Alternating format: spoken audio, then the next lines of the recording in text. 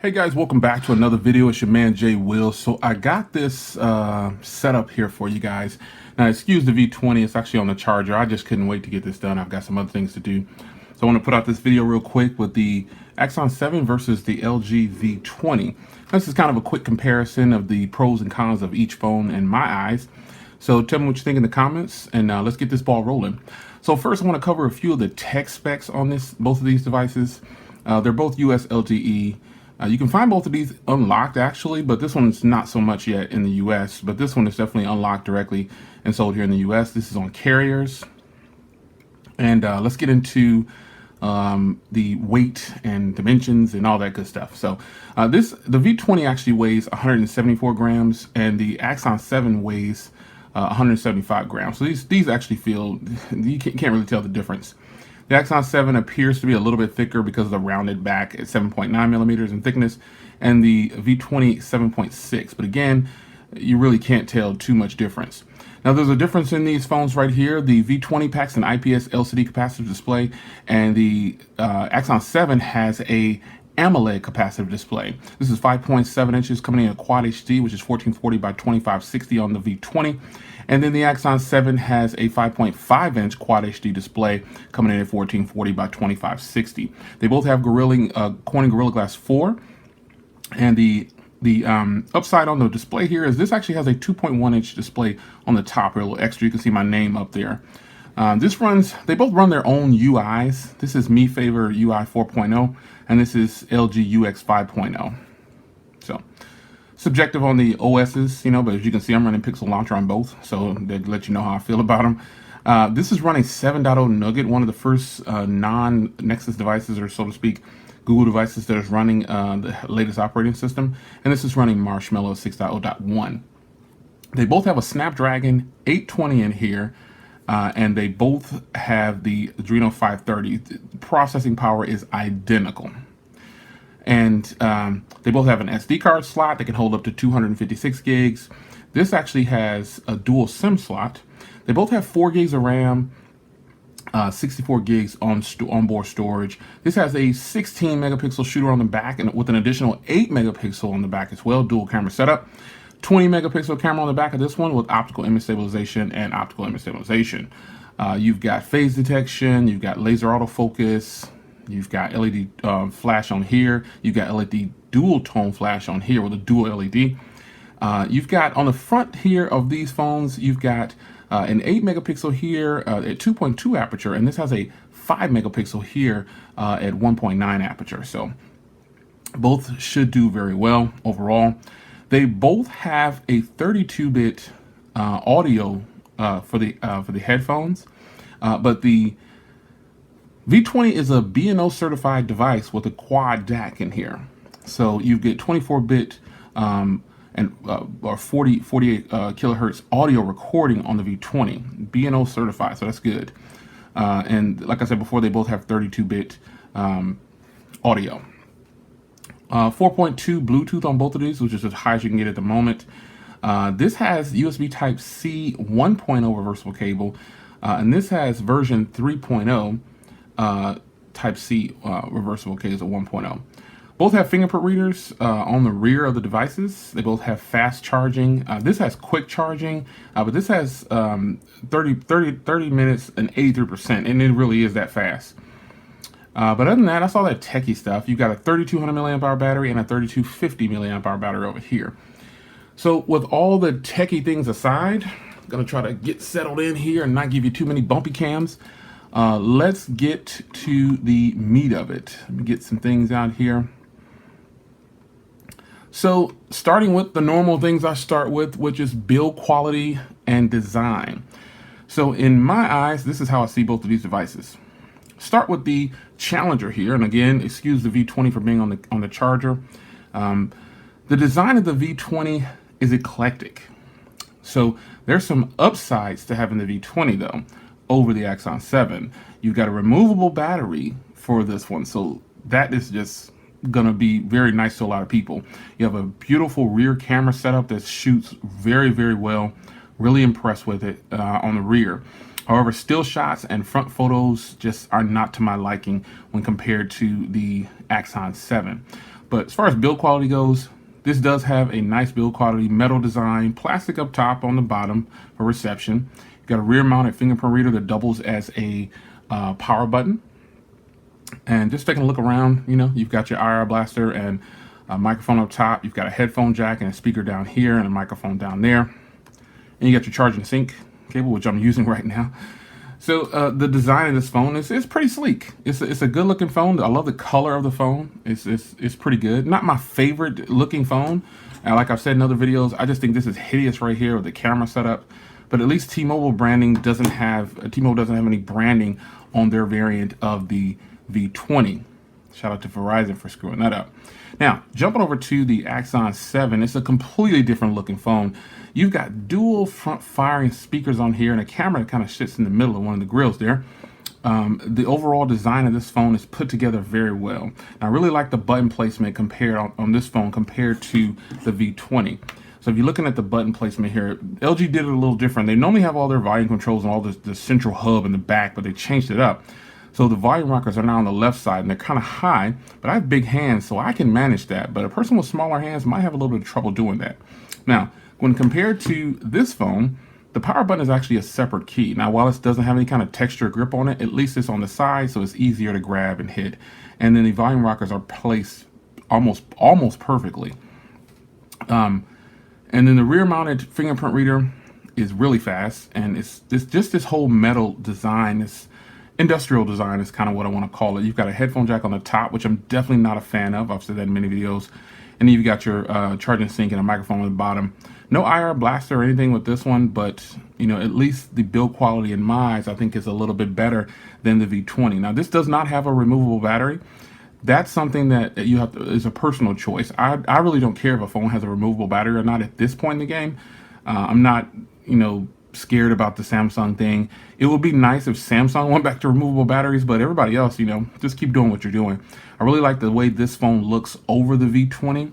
The V20 just is not an attractive looking device overall, but it does have a removable battery over the Axon 7, and that's a plus. So build and design, I definitely give that to the Axon 7. Now let's look at screens here. So the screens, I have both of these brightnesses turned down. The phone's brightness is kind of really low, almost at like 20-something%. It's even lower on the Axon 7 because it is such a bright display. So this display is at 25%, and this one is about 18 or so, because it just was so bright. It's probably still coming across really bright on camera. I'm in a really low light situation right now, so I just wanted to dim it down so you can get a better look at the screens. But the screens on there, some people say that IPS displays are supposed to be brighter outside, but in my experiences, the AMOLED display on this particular phone compared to this phone is a lot brighter. Depending on the situation, I try not to use auto bright. I prefer not to because it definitely kills the battery in my experiences a little more. Both screens are really good, really solid, but AMOLED displays to me are the way to go. IPS displays, like I said before, are supposed to be really bright, but I personally like the display on the ZTE Axon 7 just a little bit better. Not by much, but it is better to me. And it definitely gets brighter in my experiences. Now, talking about sound quality, this is kind of it's not really a split decision, I say. It's not going to be a split decision because the DAC inside of the Axon 7, while it's not a quad DAC, it is very nice. Now, when you plug both of these in, you'll get superior sound overall from both of these. But you really can't tell much difference. This is a quad DAC. This is not, but this has a nice DAC inside of it when plugging in headphones. That is a good thing. However, after that, this phone has dual front-firing speakers, so it's definitely going to be superior to the V20. Speaker quality, from just listening to, I can put this on the counter and hear it throughout the room. This phone, I can do that. You can still hear it, but it's nowhere near as loud as this phone. That's just kind of a given. So speaker quality definitely goes to the Axon 7. So when you talk about features and options, now here's something I talked about in another video, and I said this phone didn't have a lot of features. Well, some people consider features. I was actually talking about the software, but I didn't clarify that, so that's fine. So when some people talk about features, well, if you're talking about the hardware, okay, well, this has a removable battery. This has 2 cameras on the rear. That's what else is different. 2 cameras on the rear, removable battery.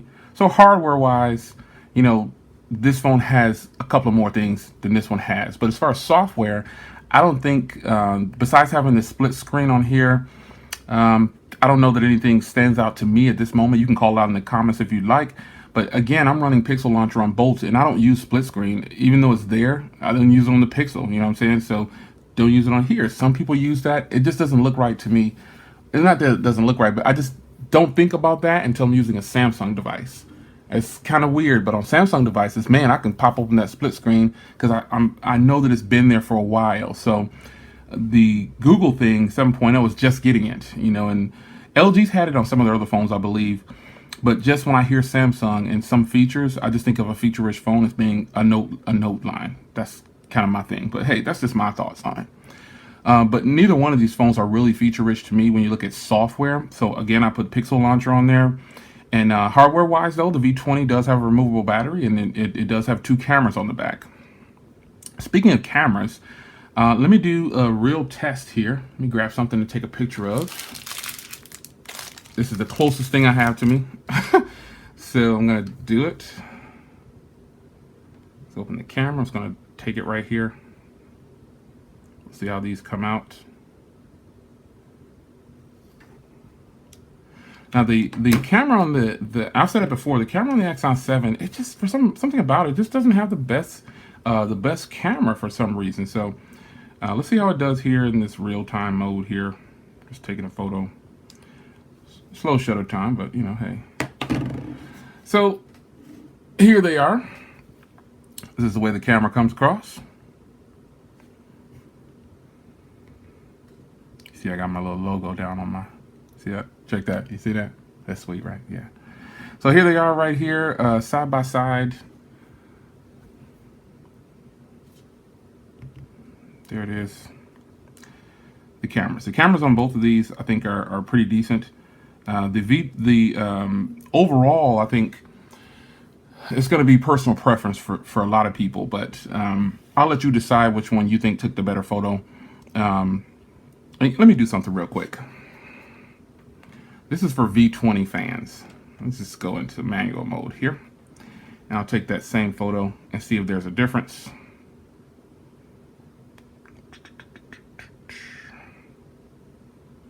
Let's go to photo. There we go, photo. I had a subscriber tell me, put it in manual mode when you're shooting a photo and it'll definitely make it look better. So there you go. There's your photo. So cameras, you know, I'll leave it up to you whether you think it's which is which or whatever. That's up to you. But you think it's better. I have my thoughts on which one I think is better, but I'll just cut that part of it. I won't even get started with that. So battery performance. Wow. No, I'm just kidding. I think both of these have great quality photos. I think video on the V20 is better. You probably thought I was going to leave you hanging, didn't you? Video on the V20 is better, but still shots and video is good on the Axon 7, but still shots to me are better. Front camera video is amazing on the Axon 7. So the front camera of the Axon 7 is better than the V20's front camera for video, but the rear camera of the V20 is better than the Axon 7's for video, but still shots for the front and the rear go to the Axon 7. So there you have it. Now, battery life. Battery life on these, on the V20, I've actually been getting worse battery for some reason. I don't know what it is. The Axon 7, I can definitely pull down 5.5, 6 hours on every charge. The V20, I was doing that at one point at the beginning, and then now it's kind of more like 5 hours consistently, pretty much no matter what I'm doing. So battery life to me is, you know, it's kind of a, I want to call it a mixed bag with the V20, but the V20 is still brand new. So, you know, I don't know if it's, you know, I need to be broken in some more. I don't know, but I've had it for at least 2 weeks now, probably. I don't know how long it's been. But the battery on the Axon 7 appears to be a little bit more consistent. And I've had this for a longer time. So, hey, who knows? Once I get this one flowing right, maybe it'll be the same thing consistently at 6 and above. But definitely for now, the battery goes to the Axon 7. It performs very well, consistently grabbing 6 easy or more, and it lasts at least a day, day and a half. You'll make it through a full day and into another day if you're a heavy user. If you're not a heavy user, you should be able to pull down a lot more than that. Maybe 2.5, 3 days of battery with 3 hours of screen on time or so. I don't know. You'd have to, if you have an Axon 7 or V20, post your battery stats in the comments. I would love to see what they are. Performance wise, here's where it kind of gets like, I'm using the Pixel launcher on both. So to be honest, I don't see any kind of stuttering or anything like that. But when I'm not using the Pixel launcher on both of these, they both still perform pretty decently. I don't have any problems with crashes or anything like that. Just nothing. So other than that, man, the last thing to talk about is the price. Again, day-to-day usage on these, performance, it's okay on both of them. It's no problems with it. But price, here's where the Axon 7 obviously wins. It costs half the cost of the V20, and that's just the end of that. There's no battling that. There's no, you get what you pay for, because the V20 is not much, the processor and everything inside is the same. So, the battery is a little bit bigger. That's probably why I'm getting better battery, but up to, 250 or 50, that's not too bad. But price, there's no arguing that the Axon 7 wins that part. So there you are, there you have it. You guys can tally up the votes of who won in my comparison here. If that's your thing, I just kind of like to give it to you as you requested. This was a requested video by one of the YouTubers or one of the subscribers, so I decided to go ahead and give it to him tonight, and you all as well. So I hope you enjoyed the video. Leave a comment down below of your thoughts. If you have both of these phones, tell me what your experiences are. If you have one of these phones, tell me what your experience is on that phone, and I'll definitely entertain it. But if you don't have both of them, you can tell me what you think about it. But I hope you have both of these. There are people out there that have both, and I really want to get their thoughts on how their experiences have been. But if you don't have both, just comment on the one that you actually have, or give me your thoughts on the one that you don't have, like I said. So it's your man Jay Will. I will see you guys in the next video. Take care. That was I shouldn't have ended with a little. Let me just get out of here. Peace, y'all.